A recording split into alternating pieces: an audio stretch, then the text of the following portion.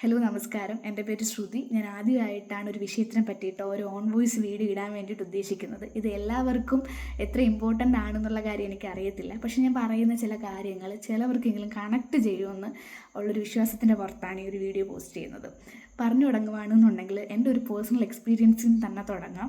ഞാൻ +2 ശേഷം ഒരു പർട്ടിക്കുലർ കോഴ്സ് പഠിക്കണമെന്ന് ഒരുപാട് ആഗ്രഹിച്ചിട്ടുണ്ടായിരുന്നു. വീട്ടിലൊരു സാമ്പത്തിക സിറ്റുവേഷൻ വെച്ചിട്ട് അത് പറ്റത്തില്ല എന്നുള്ളൊരു കണ്ടീഷൻ വന്ന സമയത്ത് സ്വന്തമായിട്ട് മണി ഏൺ ചെയ്തിട്ട് ആ കോഴ്സ് കംപ്ലീറ്റ് ചെയ്യാന്നുള്ളൊരു തീരുമാനത്തിലോട്ട് ഞാൻ എത്തിയതിൻ്റെ ബേസിസിൽ ദൈവമായിട്ട് തന്നിട്ടുണ്ട് ഒരു സ്കില്ലുണ്ടായിരുന്നു. അത്യാവശ്യം നൃത്തം ചെയ്യും. അങ്ങനെ ഞാനൊരു പ്രൊഫഷണൽ നൃത്ത ട്രൂപ്പിൽ വർക്ക് ചെയ്തിട്ടുണ്ടായിരുന്നു. ഏകദേശം 6 വർഷത്തോളം ഞാൻ 2 ട്രൂപ്പുകളിലായിട്ട് വർക്ക് ചെയ്തിട്ടുണ്ടായിരുന്നു. അപ്പം ഞങ്ങൾ തുടക്ക സമയത്തിൽ ഞാൻ ചെയ്തിട്ടുണ്ടായിരുന്ന ആർട്ട് ഫോം എന്ന് പറയുന്നത് തുടങ്ങിയതേ ഉണ്ടായിരുന്നുള്ളൂ. മെയിനായിട്ടുള്ള ആർട്ട് ഫോംസ് എന്ന് പറയുന്നത് കൈകൊട്ടിക്കളി, കോലാട്ടം, വിളക്കാട്ടം, ബംഗറ എന്ന് പറയുന്നൊരു ആർട്ട് ഫോം. ഇത് റോഡ് ഷോസ് ആയിട്ടാണ് ചെയ്തുകൊണ്ടിരുന്നത്. അതായത് നമ്മളെ ഉത്സവ സീസൺ സമയങ്ങളിലാണെന്നുണ്ടെങ്കിലും തമിഴ്നാടാണെന്നുണ്ടെങ്കിലും ഷോസ് ഞാൻ ചെയ്യാൻ പോയിട്ടുണ്ടായിരുന്നു. അതിനുശേഷം സ്റ്റേജ് ഷോസ് എക്സ്പീരിയൻസ് ആയതിനു ശേഷം സ്റ്റേജ് ഷോസ് ചെയ്തിട്ടുണ്ട്. അപ്പോൾ ഇതിനകത്ത് എനിക്ക് പറയാൻ വേണ്ടിയിട്ട് ഞാൻ ഉദ്ദേശിക്കുന്നൊരു കാര്യം, ഇങ്ങനെ ഇത്തരം പ്രോഗ്രാമുകൾക്ക് പോകുന്ന സമയത്ത് മാനസികമായിട്ട് അനുഭവിക്കേണ്ടി വന്നിട്ടുള്ള വെല്ലുവിളി പറഞ്ഞറിയിക്കാൻ പറ്റുന്നതിലും അപ്പുറമാണ്. അത് ഷോയ്ക്ക് പോകുന്നുണ്ട്, അതിൽ സ്ട്രഗിൾ ചെയ്യുന്നുണ്ട്, നൈറ്റ് വർക്ക് ചെയ്യുന്നുണ്ട്, ഒന്നുമല്ല നമ്മുടെ സമൂഹത്തിൽ നിന്ന് നമ്മളെ കൊണ്ടായ ഒറ്റപ്പെടൽ അത് വളരെ വലുത് തന്നെയാണ്. നമ്മുടെ സമൂഹത്തിൻ്റെ കാഴ്ചപ്പാടിൽ കുറച്ച് വർഷങ്ങൾക്ക് മുന്നേ നല്ലൊരു പ്രശ്നം ഉണ്ടായിരുന്നു. അതായത് ഇത്തരം സെലിബ്രിറ്റി സ്റ്റാറ്റസ് ഇല്ലാണ്ട് സ്റ്റേജ് ഷോസും കാര്യങ്ങളും ചെയ്യുന്നതും സമിതികളിൽ വർക്ക് ചെയ്യുന്നതും അതുപോലെ ഇത്തരം ഷോസ് ചെയ്യുന്ന പെൺകുട്ടികൾ അല്ലെന്നുണ്ടെങ്കിൽ സ്ത്രീകൾ മോശക്കാരാണ് എന്നുള്ളൊരു സ്റ്റീരിയോ ടൈപ്പിംഗ് ബിഹേവിയർ നമ്മുടെ സമൂഹത്തിന് കുറച്ച് നാൾ ഉണ്ടായിട്ടുണ്ട് എന്ന് തന്നെയാണ് ഞാൻ വിശ്വസിക്കുന്നത്. അതിൻ്റെ ഏറ്റവും വലിയൊരു വിക്ടിം തന്നെയാണ് ഞാൻ. കാരണം അത്തരം സ്ത്രീകൾ മോശക്കാരാണെന്നുള്ള പേരിൽ എല്ലാവരെയും ഒരുപോലെ കാണുകയും നമ്മൾ ഒരുപാട് അപവാദങ്ങൾ സൃഷ്ടിക്കുകയും ചെയ്തിട്ടുണ്ടായിരുന്നു. അതായത് എനിക്ക് ഏറ്റവും കൂടുതൽ അതിൽ അക്സെപ്റ്റ് ചെയ്യാൻ പറ്റാണ്ട് വന്നൊരു സംഭവം എൻ്റെ നാട്ടിൽ നിന്ന് തന്നെ എനിക്ക് ഉണ്ടായിട്ടുള്ള എക്സ്പീരിയൻസ് ആണ്. അതായത് ഉന്നത ജാതിയിൽപ്പെട്ട കുടുംബത്തിൽ പിറന്ന കുട്ടികൾക്ക് ചെയ്യാൻ പറ്റുന്ന പണിയല്ല നീ ചെയ്തുകൊണ്ടിരിക്കുന്നത് എന്നാണ് ഞാൻ ഇത്തരം ആർട്ട് ഫോംസുകൾ റോഡ് ഷോയ്ക്കും കാര്യങ്ങളും പോകുന്ന സമയത്ത് ഈ പറയുന്ന സൊസൈറ്റി പറഞ്ഞുകൊണ്ടിരുന്നത്. സത്യം പറഞ്ഞാൽ അന്ന് ഞാൻ അത് മുഖവരിക്ക് എടുത്തിട്ടില്ല. കാരണം അത്തരമൊരു ഞാനൊരു സോഷ്യൽ വർക്കറാണ്. അത്തരമൊരു സാമൂഹ്യ സാഹചര്യത്തിലാണ് ഞാൻ പൊയ്ക്കൊണ്ടിരുന്നത്. കാരണം അത്രയും മാത്രം വെല്ലുവിളി എനിക്ക് നേരിടേണ്ടതായിട്ട് വന്നിട്ടുണ്ട്. എനിക്ക് മാത്രമല്ല, എൻ്റെ ഒപ്പം കണ്ടിട്ടുള്ള ഒരുപാട് സ്ത്രീകളുണ്ടായിരുന്നു. അതിൽ സിംഗിൾ പാരൻസ് ഉണ്ടായിരുന്നു, അതുപോലെ തന്നെ നമ്മുടെ ഡൈവോഴ്സായിട്ടുള്ള സ്ത്രീകളുണ്ടായിരുന്നു. അവർക്ക് ജീവിക്കാൻ വേണ്ടിയിട്ട് ഓരോ വഴികൾ നോക്കിയിട്ട് അവർക്കുള്ള സ്കില്ല് യൂസ് ചെയ്ത് അവർ വരുന്ന സമയത്ത് അവർ അപ്പാടെ തകർത്ത് കളയുന്ന രീതിയിലുള്ള ആറ്റിറ്റ്യൂഡ് നമ്മുടെ സമൂഹത്തിൽ നിന്ന് അവർ നേരിട്ട് അവർ ഡ്രോപ്പ് ചെയ്ത് പോയിട്ടുണ്ട്. അങ്ങനെ ഡ്രോപ്പ് ചെയ്ത് ഇടയ്ക്ക് പോയൊരു വ്യക്തിയും കൂടെയാണ് ഞാൻ.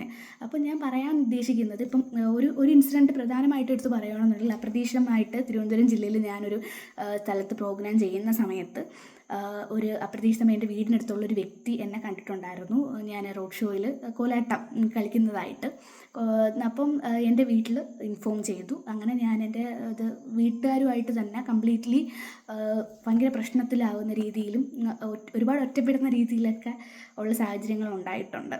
അപ്പോൾ അവർ ഇതൊക്കെ തന്നെയാണ് പറഞ്ഞത്, ഇങ്ങനെ ഒരു പെൺകുട്ടി റോഡിൽ കളിക്കുന്നത് എത്ര മര്യാദകേടാണ് എന്നുള്ള രീതിയിൽ തന്നെയായിരുന്നു. പക്ഷേ ഞാൻ നേരത്തെ പറഞ്ഞതുപോലെ എനിക്കിന്ന് ഞാൻ ഏറ്റവും കൂടുതൽ സന്തോഷവും സങ്കടവും ഉണ്ടായിട്ടുള്ള ഒരു ദിവസമായിരുന്നു പറയാൻ കാരണം അതാണ്.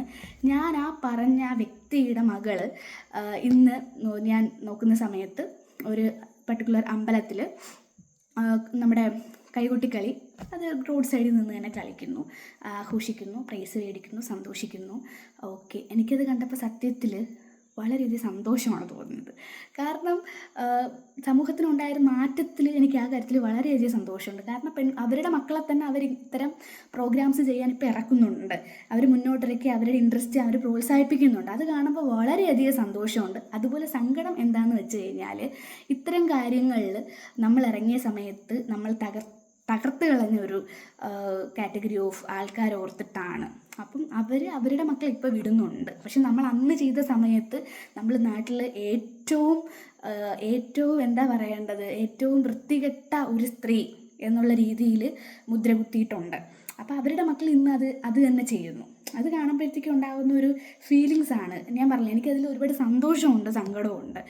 എന്തുകൊണ്ടെന്ന് വെച്ച് കഴിഞ്ഞാൽ അന്ന് ഇവരുടെ എല്ലാം ഒരു പ്രഷറിൻ്റെ പുറത്ത് എല്ലാം സ്റ്റോപ്പ് ചെയ്യേണ്ടി വന്നൊരു അവസ്ഥ ഉണ്ടായിട്ടുണ്ട്. കാരണം എങ്കിലും വീട്ടിൽ കയറാൻ പറ്റത്തുള്ളൂ, അതുകൊണ്ടാണ് സ്റ്റോപ്പ് ചെയ്യേണ്ടി വന്നത്.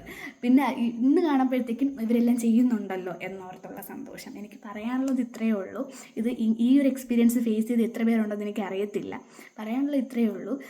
നമ്മൾ നമുക്ക് സദുദ്ദേശത്തോടു കൂടി നമ്മൾ ചെയ്യുന്ന കാര്യങ്ങൾ എല്ലാവരും മേ ബി അംഗീകരിക്കണമെന്നില്ല.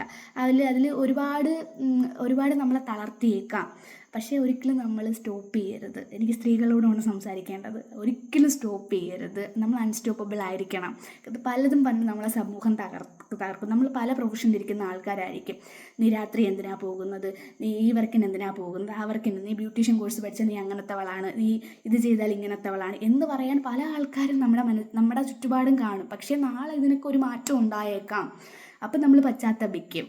മനസ്സിലായോ? അതുകൊണ്ട് ഒരിക്കലും നമ്മൾ ഒന്നും കേട്ട് തളർന്നു പോകരുത്. അങ്ങനെ ഒരു തളർച്ചയിൽ ഇരുന്ന് പോയ ആളാണ് ഞാൻ. അപ്പോൾ അതുകൊണ്ട് ഒരിക്കലും തളർന്നു പോകരുത്. പലരും പലതും പറയും, അതൊന്നും നമ്മൾ ചെവിക്കൊള്ളേണ്ട കാര്യമില്ല. നമ്മളെപ്പോഴും പറഞ്ഞുകൊണ്ടേയിരിക്കുക. നമ്മുടെ ഫ്രീഡം നമ്മൾ യൂസ് ചെയ്യുക നല്ല രീതിയിൽ, സദുദ്ദേശത്തിൽ മാത്രം, നല്ലതിന് വേണ്ടിയിട്ട് മാത്രം, നമ്മുടെ ഒരു ഡെവലപ്മെൻറ്റിന് വേണ്ടിയിട്ട് മാത്രം യൂസ് ചെയ്യുന്നത് എന്തുകൊണ്ടും ബെറ്റർ ആയിരിക്കും.